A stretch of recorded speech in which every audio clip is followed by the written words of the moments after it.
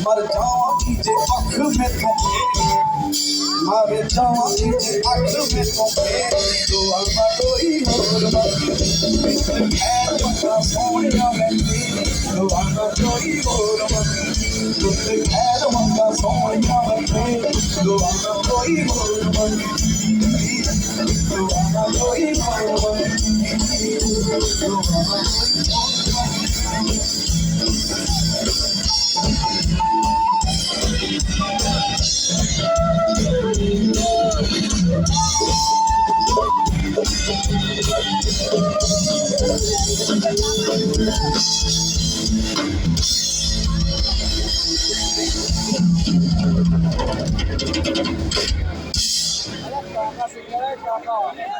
चाहिए जी